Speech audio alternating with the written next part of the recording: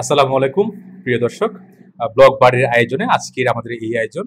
আমাদের সাথে আছে আজকে একজন বিশেষ অতিথি, যার বিশেষণ আসলে অনেকগুলো, বলতে গেলে একটু সময় লাগবে।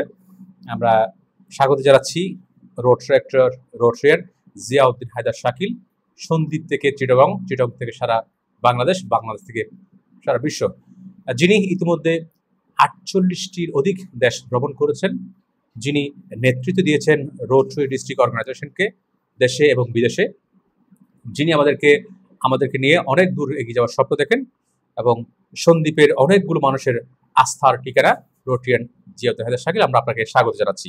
ধন্যবাদ। আমাকে আমন্ত্রণ জানানোর জন্য আমি ধন্যবাদ জানাচ্ছি রোট্রাক্টর গিয়াসকে। ব্লগ বাড়ির আয়োজনের আজকের এই এপিসোডে থাকতে পেরে আমি নিজেকে ধন্য মনে করছি। আমরা যাচ্ছি সরাসরি বক্তব্যে। আজকে শুক্রবার, আমরা আপনাকে অনেকবার বলার পর আপনার শিডিউল পেয়েছি। রিসেন্টলি আপনি একটা প্রোগ্রাম করেছেন এনজিএস সিমেন্টের চিটাগং লাইভ একটা প্রোগ্রাম ছিল। আমরা দেখেছি আপনি ওখানে বিচারক হিসেবে ছিলেন। আমাদের বিষয় হচ্ছে ব্লগ বাড়ি, আমরা একটা সোশ্যাল প্ল্যাটফর্ম, আমরা কাজ করি প্যারেন্টিং নিয়ে, ফ্যামিলি ডেভেলপমেন্ট এবং কেরিয়ার নিয়ে। আমরা যাচ্ছি মূল পর্বে। জনাব জিয়াউদ্দিন হায়দার শাকিল, প্যারেন্টিং বিষয়টা আপনি কিভাবে দেখেন?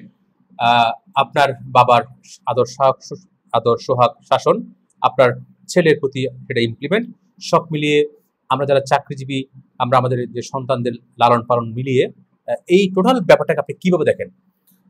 ধন্যবাদ। আসলে প্যারেন্টিং এর যে বিষয়টা, আমি আমার বাবাকে ছোটবেলা থেকে আসলে অনেক ফলো করি। কারণ একটাই, আমার বাবা, আমি যখন অনেক ছোট ছিলাম, 91 বন্যাতে যখন সন্দ্বীপ লন্ডভন্ড হয়ে গেছিল, আমার বাবা তখন রেড ক্রিসেন্টের দায়িত্বে। তখন মানুষজন অনেক বেশি আক্রান্ত ছিল, কারো পা কাটা, কারো হাত কাটা। ওই সময় সন্দ্বীপের মতো জায়গায় আসলে উন্নত মানের চিকিৎসা ব্যবস্থাটা খুবই দুর্লভ ছিল। তো যে কারণে আসলে আমার বাবা তখন এসব কাজগুলো যখন করছে, তখন থেকে আমার বাবার এই জিনিসগুলো আমি ফলো করতাম, মানবিক কাজগুলো। পরবর্তীতে আসলে এটা আমার মধ্যে অটোমেটিকলি কাজ করেছে। আমি যখন স্টুডেন্ট লাইফে কাজ শুরু করি, তখন আমার বিভিন্ন সাংগঠনিক কাজ, মানবিক কাজ, এই বিষয়গুলো আমার মধ্যে অটোমেটিকলি ইমপ্লিমেন্ট করেছে। তো এটা পারিবারিক একটা বিষয়, কিন্তু একটা জেনারেশন বা একটা ছেলে মেয়েদের কাছে অনেক ইম্পর্টেন্ট। কারণ পরিবার কি করছে, বাবা মা কি করছে, সেটা ছেলে মেয়েরা দেখছে।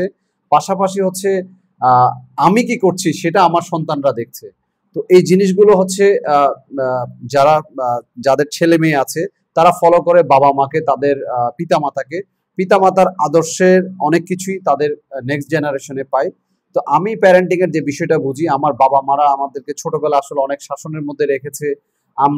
আমরা শাসনের মধ্যে বড় হয়েছি। আমরা স্কুল শেষ হয়তো বিকালবেলা একটু খেলাধুলা করেছি, যেটা হয়তো এখনকার জেনারেশনরা হয়তো পারছে না, বিকজ অফ ওই ধরনের শহর বাড়িতে খোলা মাঠ পর্যাপ্ত পরিমাণে নেই।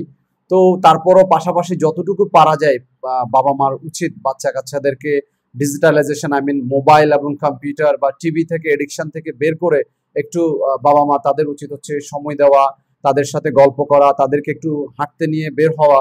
এই জিনিসগুলো খুব ইম্পর্টেন্ট। তো আমি আমার বাবা মা থেকে যে জিনিসগুলো দেখেছি, শাসন এবং তাদের আদর মহাব্বত, এই জিনিসগুলো আমি আমার সন্তান, আমার একটা মেয়ে এবং একটা ছেলে আছে, আমিও সেটা ইমপ্লিমেন্ট করার চেষ্টা করি। এবং আমার মেয়েকে আমি যেসব সাংগঠনিক প্রোগ্রামগুলোতে আমি যাই, আমি সবসময় চেষ্টা করি তাকে দুই একটা জায়গায় নিয়ে যেতে, তাকে দেখাতে আসলে আমি কি কাজ করছি, তাহলে তার মধ্যে এই জিনিসগুলো কাজ করবে।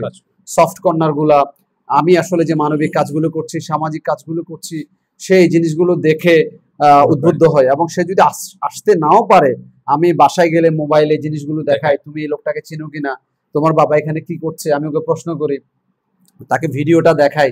আমি চাই তার মধ্যেও যাতে মানবিক বিষয়গুলা অটোমেটিক গ্রো। শুধু তো তাকে পড়াশোনা করে খুব ট্যালেন্ট করলে হবে না, এ প্লাস তো অনেকেই পাচ্ছে, আসলে মানুষের মতো মানুষ খোঁজা হচ্ছে।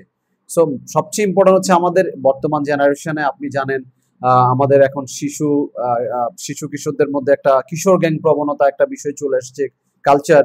হয়তো এটা আগেও হতো, বাট এত বড় পরিসরে, এত অর্গানাইজ ভাবে হতো না। তো যেটা আমি মনে করি, আমাদের সন্তানরা কি করছে এগুলো ফলো আপ করতে হবে। বাবা মারও অনেক কিছু সন্তানদের সামনে আসলে আচরণগত দিকে অনেক কিছু খেয়াল রাখতে হবে। বাসায় কিভাবে আসলে সে আচরণ করছে, কিভাবে তার অ্যাক্টিভিটি গুলা করছে। আমি আগে এক সময় আমার এটা বদভ্যাস ছিল, আমি খেতে বসলে মোবাইল দেখতাম, কিন্তু এখন আমার মেয়ে ছিল, যখন এই জিনিসটা দেখে তখন আমি বুঝলাম এই জিনিসটা আমার ফল্ট। সে আমাকে দেখেই ফলো করছে। এখন আমি খাওয়ার সময় এই জিনিসটা অ্যাভয়েড করার চেষ্টা করি যে আমার এই জিনিসটা করা যাবে না। কারণ খাওয়ার সময় সবাইকে নিয়ে বসে যদি সম্মিলিতভাবে বসি, বাবা মা সন্তান সবাইকে নিয়ে, এটা একটা পরিবেশ। কারণ দিন শেষে সবাই যখন এক জায়গায় বসে খাবার দাবার করি, সবার সাথে সবার আন্তরিক একটা শিক্ষা, এই বিষয়গুলো একটা চলমান প্রক্রিয়া। তো এই জিনিসগুলো আমাদেরকে একটা শিক্ষা দেয়। আর আমার এটা, আমি যেটা মনে করি বাচ্চা কাচ্চাদেরকে এখন যেটা প্রবলেম হয়, বিয়ে হওয়ার পরপরই বাচ্চা কাচ্চা হওয়ার পরপরই সবাই একটা আলাদা সংসার প্রবণতা, এটা কিন্তু আরেকটা বড় বাচ্চা কাচ্চারা মিসগাইড হওয়ার আরেকটা বড় জায়গা। কারণ দাদা দাদি চাচা চাচি এই যে এক পরিবেশ, যত পরিবারে বড় হলে বাচ্চাদের যে একটা শিক্ষা এবং বিকশিত হওয়ার সুযোগ থাকে, একক পরিবারে সেটা অনেক সময় সুযোগ হয়ে ওঠে না।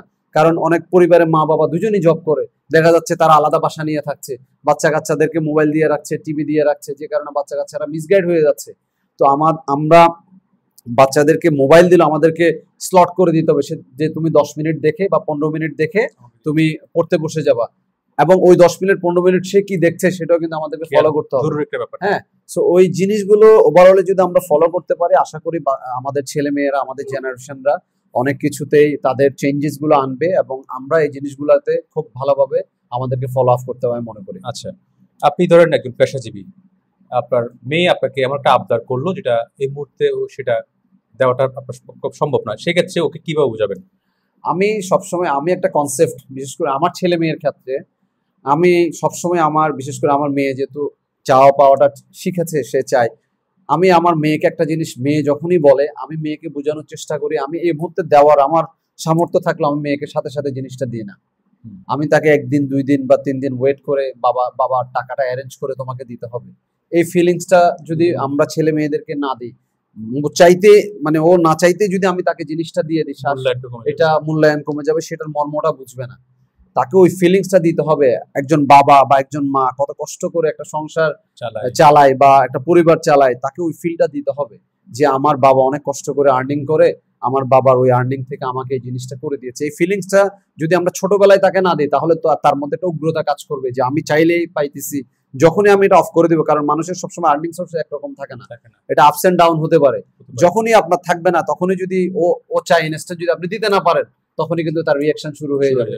আর বাচ্চা কাচ্চাদের একটা নির্দিষ্ট এজ যাওয়ার পরে যখন সে কৈশোর পদার্পণ করে, তখন তার বয়সটা আসলে বয়ঃসন্ধি যেটাকে আমরা বলি, খুব খারাপ যায়। তো আমাদের ছেলে মেয়েদের সাথে আমাদেরকে বন্ধুসুলভ আচরণ করতে হবে, তাদেরকে কতটুকু বয়সে গায়ে হাত দিতে পারবো এই জিনিসগুলো আমাদেরকে খেয়াল রাখতে হবে।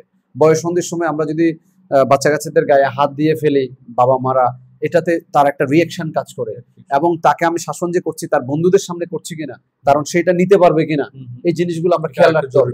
শাসনের ব্যাপারটা আমরা অনেক সময় আত্মসম্মানে লাগবে, যখন আত্মসম্মানে লাগে তখন সে একটা রিয়াকশন করার ট্রাই করে নিজেকে, নিজের আত্মসম্মানটাকে উপরে রাখার জন্য।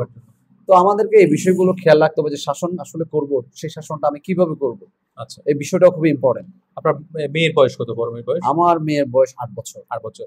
আচ্ছা, একটা 8 বছর বয়সের মেয়ের যে মা বাবার যে আচরণগুলো, মা বাবার কোন কোন জিনিসটা অত্যন্ত জরুরিভাবে খেয়াল রাখা দরকার প্রত্যেক দিন, অর্থাৎ মেয়ের প্রতি কোন কোন ব্যাপারগুলো মা বাবার অবশ্যই খেয়াল রাখা এবং তদারকি করা দরকার আপনি মনে করেন?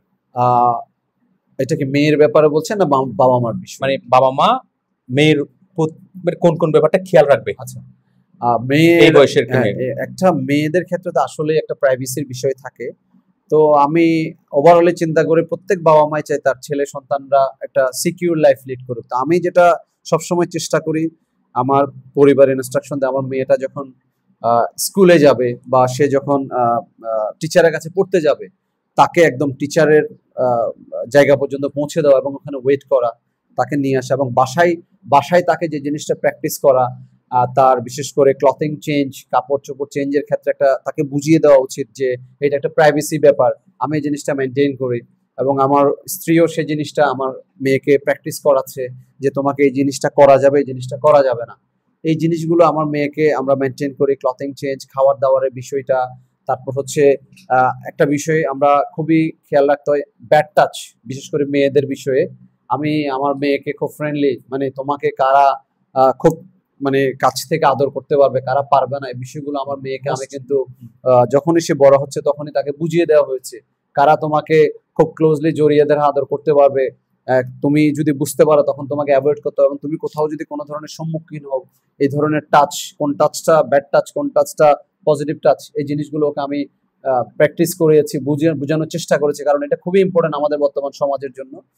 তো আমি ওই জিনিসটা আমার মেয়েকে খুবই গুরুত্ব সহকারে বলেছি, এবং আমার মেয়েকে বলেছি তুমি যখনই কোথাও কোনো ধরনের এই ধরনের প্রবলেম ফেস করবা, তুমি নিজের মধ্যে না রেখে সাথে সাথে এটা পরিবারকে জানাতে হবে। প্রথম তোমার আম্মুকে জানাবে, তোমার আম্মুই আমার সাথে পরামর্শ করবে। আচ্ছা, আপনি তো বেশিরভাগ সময় দেশের বাইরে থাকেন, ইতিমধ্যে প্রায় 48 দেশে ভ্রমণ করেছেন।